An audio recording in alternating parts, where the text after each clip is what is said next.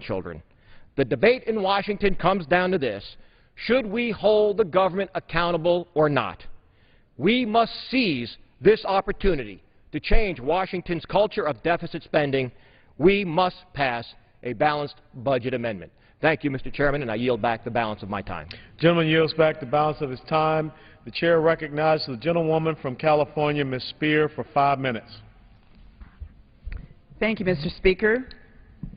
I rise again today to draw attention to the epidemic in our military of rape and sexual assault. 19,000 women and men each year are raped or sexually assaulted in the military.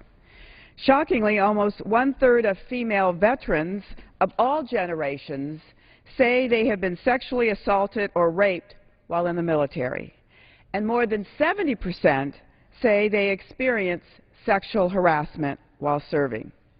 In 2008, the Department of Veterans Affairs reported a total of 48,106 female veterans and 43,693 male veterans screened positively for military sexual trauma. The prosecution rate of sexual assault is alarmingly low. Only 8% of sexual assailants were referred to courts-martials or military court, compared with 40% of similar offenders in the civilian system. This travesty is not being addressed, and I will continue to speak out on this floor until it does. Survivors can email me at stopmilitaryrape@mail.house.gov if they would like to speak out. Today, I would like to tell the story of one of the 8% that were prosecuted, the story of Colonel Michael Robertson, who commanded Fort Bliss's 31st Combat Support Hospital at Camp Dwyer, a military base and airfield in the Helmand River Valley in Afghanistan. Last week, Colonel Robertson was convicted by a military judge of 14 charges, including having pornography on his government computer, sexually harassing 3 women, and assaulting 5 women. 8 women that served under his command testified at great cost to their careers and their privacy. Colonel Robertson routinely touched them without permission on their breasts, thighs, and buttocks, and encouraged them to look at pornography on his computer. Some testified the harassment occurred daily. Sadly, the military careers of these 8 women who bravely did the right thing are almost assuredly destroyed.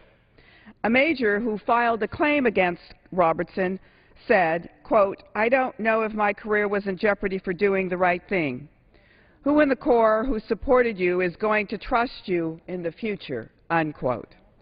Despite repeated warnings, Colonel Robertson also emailed pornography to friends and female subordinates. A lieutenant colonel who was the chief nurse under Robertson's command said his command style split the staff and created a toxic environment. What makes the defense's answer to all these actions? That all of these jokes and the touching were attempts to boost morale. How much more outrageous must the excuse become before we do something about it? So what is the punishment for someone in the military convicted of 14 counts of assaulting and harassing his subordinates who was assigned to protect?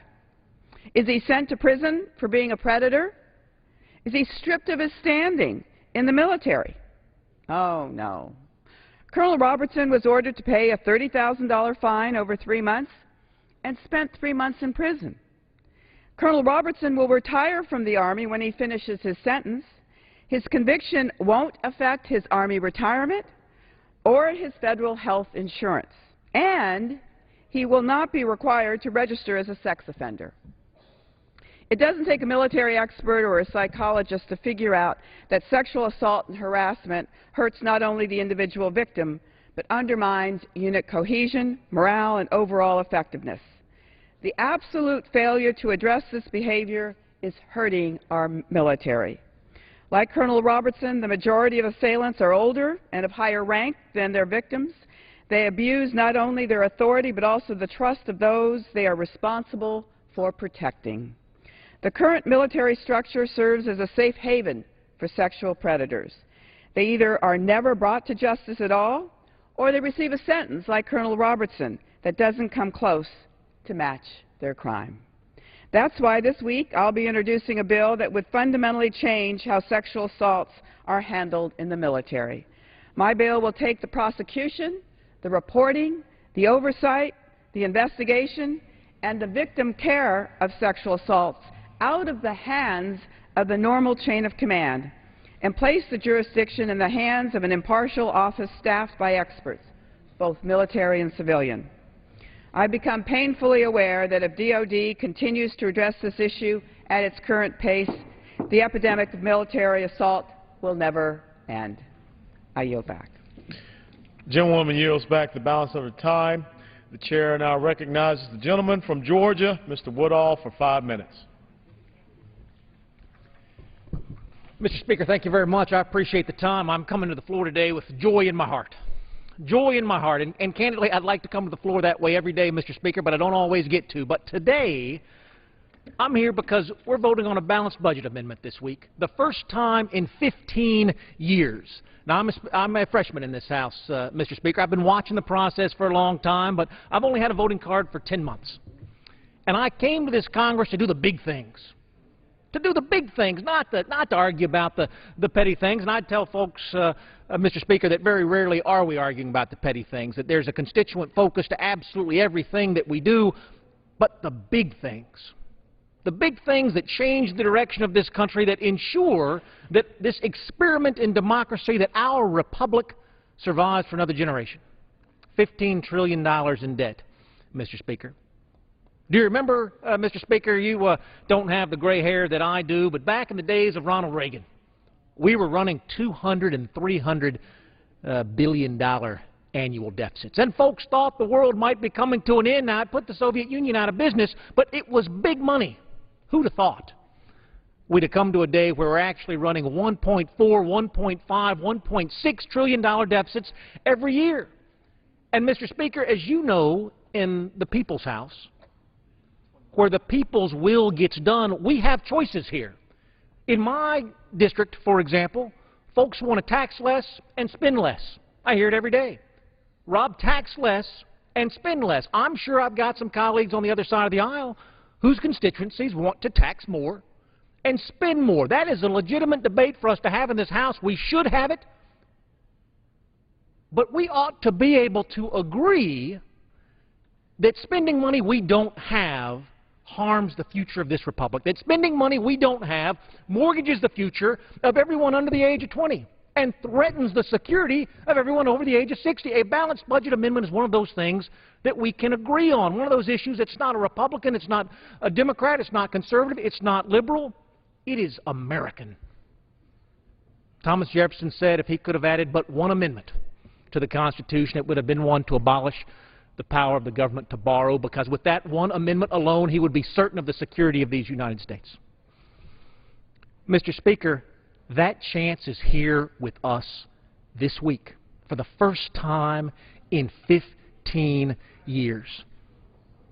Now, I confess, when I came to Congress, Mr. Speaker, I didn't expect to have to vote for a balanced budget. I just thought we were going to be able to do the right thing and balance the budget on our own. I thought that's the job of the Congress. Do what you're supposed to do. Do what's right. Why do you need an amendment to the Constitution to do what's right? Well, Mr. Speaker, it turned out to be a bigger job than I anticipated. The disagreements turned out to be more fundamental than I anticipated, and the desire of constituents back home turned out to be more complicated than I anticipated. This is our opportunity, though. I have a copy of the Constitution that we have here. It's right behind my job creators cards.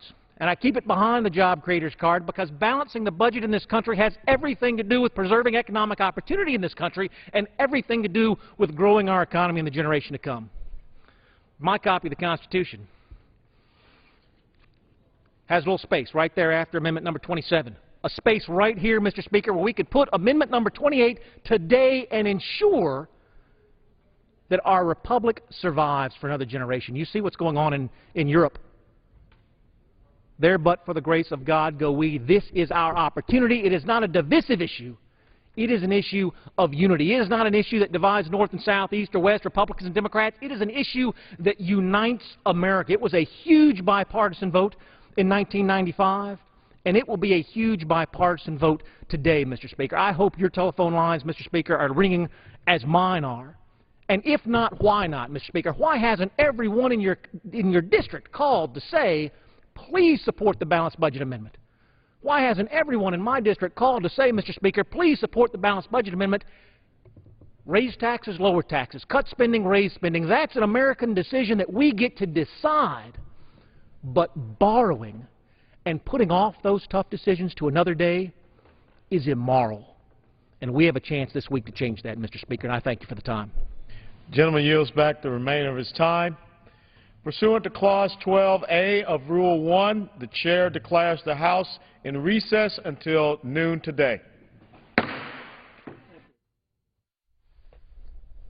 The House is in recess now. Members will return for legislative business at noon Eastern. And on their agenda today, rules for debate on a concealed carry